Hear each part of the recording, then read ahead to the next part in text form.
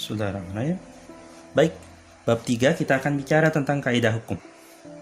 Telah diketahui bahwa di samping kaidah kepercayaan, kaidah keagamaan, kaidah kesusilaan, dan kaidah sopan santun, masih diperlukan kaidah hukum. Itu dibahas di bab 2 ya. Silahkan ditengok kembali audio atau videonya pada bab kedua.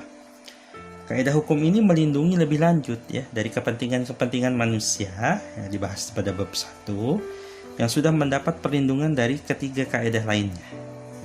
Sudah dilindungi pada kaidah keagamaan, kesusilaan, kaidah sopan santun. Namun masih butuh tambahan ya.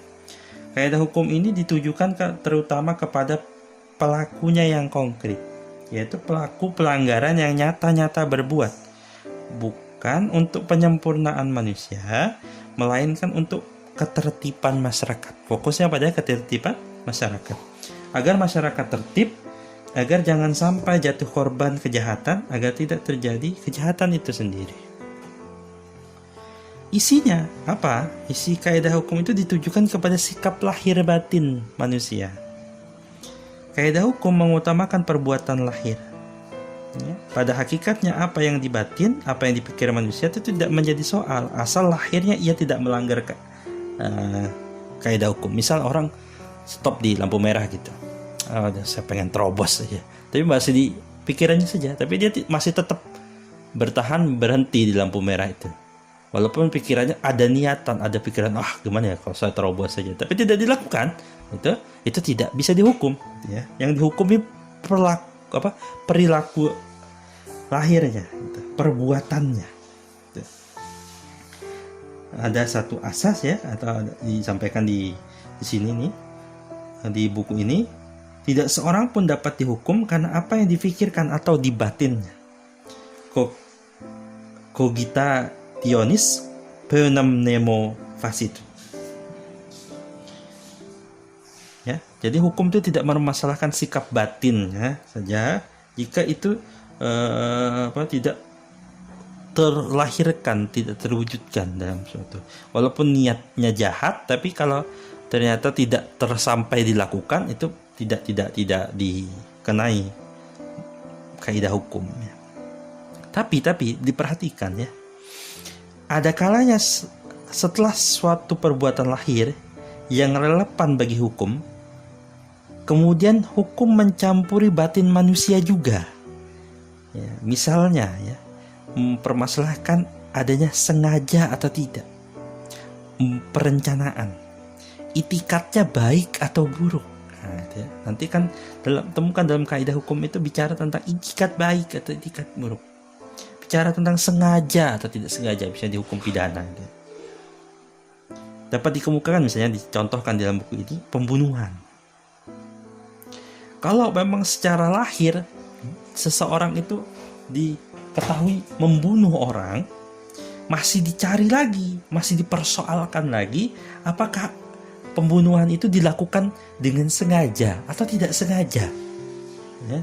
Direncanakan, kalaupun sengaja, direncanakan atau tidak itu sebenarnya sikap batin, tapi masih dipermasalahkan dalam norma hukum, karena itu berkaitan langsung dengan perbuatan lahirnya. Baik, gitu ya. Selanjutnya, ini Prof. Siddiq menyampaikan bahwa kaidah hukum itu berasal dari luar diri manusia. Kaidah hukum berasal dari kekuasaan luar diri manusia yang memaksakan kepada manusia tersebut. Kita sebut itu sama seperti waktu bicara kaidah sopan santun atau kaidah adat, itu ia heteronom, bukan otonom dari diri sendiri, tapi heteronom itu lahir dari diri dan orang lain, kelompok masyarakat itu, atau ada lembaga tertentu yang memaksakan dirinya. Dalam ini kalau kaidah hukum nanti kan kita temukan bahwa yang memaksakannya itu yaitu salah satunya adalah negara.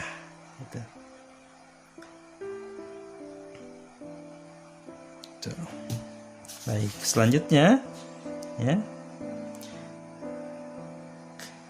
Prof. Sudikno menyampaikan bahwa kalau kaidah kepercayaan, kesusilaan, dan sopan santun hanya membebani manusia dengan kewajiban-kewajiban saja, maka kaidah hukum membebani manusia juga dengan hak. Jadi tidak hanya membebani manusia dengan kewajiban, namun ia sekaligus juga memberi hak. Ini pandangan Prof. Sudikno. Kaidah hukum itu disebut bersifat normatif dan atributif. Normatif karena dia memberi perintah begini-begini, atributif karena dia memberi hak pada sesuatu, gitu. Memberi wewenang pada sesuatu, memberi kekuatan pada sesuatu, gitu. Seperti itu. Lalu pembahasan berikutnya dalam subbab ini, Prof. Sudikno membahas tentang kaidah hukum dan hubungannya dengan kaidah sosial lainnya. Seperti apa mungkin itu ya. Kaidah hukum dapat dibedakan dari kaidah kepercayaan, kaidah kesusilaan dan sopan santun. Tetapi tidak dapat dipisahkan. Bisa dibedakan tapi tidak dapat dipisahkan. Dapat dibedakan tapi tidak dapat dipisahkan. Sebab meskipun ada perbedaannya, ada pula titik temunya. Ya, terdapat hubungan yang erat antara keempat-empatnya itu. Masing-masing kaidah saling mempengaruhi satu sama lainnya, bahkan saling memperkuat. Contoh ya, kaidah kepercayaan. Ya. Dalam Undang-Undang Dasar 1945 pasal 29 itu dijamin kebebasan beragama bagi setiap penduduk. Ya.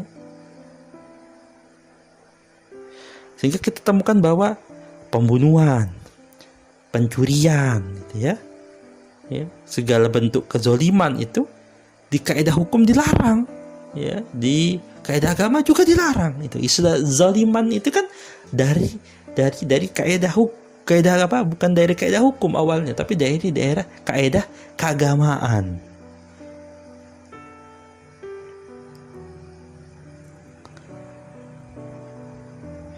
Contoh juga ya,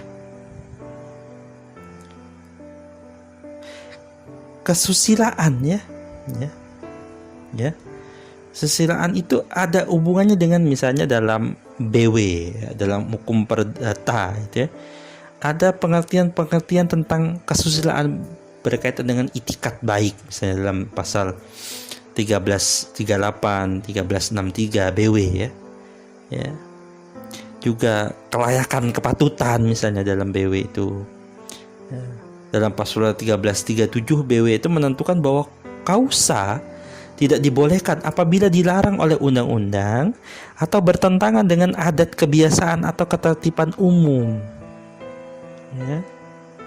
Juga misalnya perjanjian, perbuatan tidak dapat meniadakan kekuatan undang-undang yang berhubungan dengan ketertiban umum atau kesusilaan. Kelihatan bahwa saling mengisi, saling ada hubungannya antara masing-masing kaidah itu. Hukum itu sebagian besar merupakan peraturan kesusilaan yang oleh penguasa diberi sanksi hukum.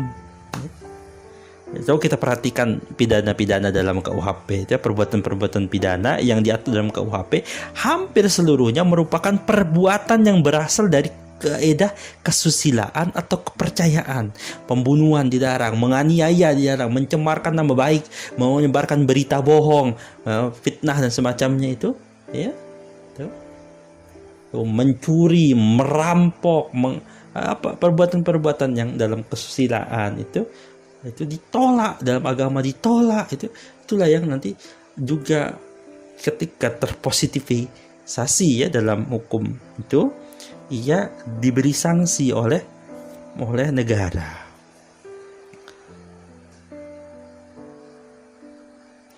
Tapi ada titik perbedaannya. Misalnya disampaikan dalam buku ini, hukum menuntut legalitas, yang berarti bahwa yang dituntut adalah pelaksanaan atau pentaatan kaidah semata-mata. Sedangkan kesusilaan itu yang dia tuntut adalah moralitas, yang berarti bahwa yang dituntut adalah perbuatan yang didorong oleh rasa yang muncul dari dirinya sendiri. Ya.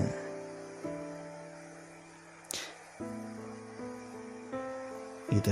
Itu saling berhubungan, tapi nanti kadang acap kali bisa juga ada perubahan, karena sopan santun di masyarakat tuh terkadang berubah.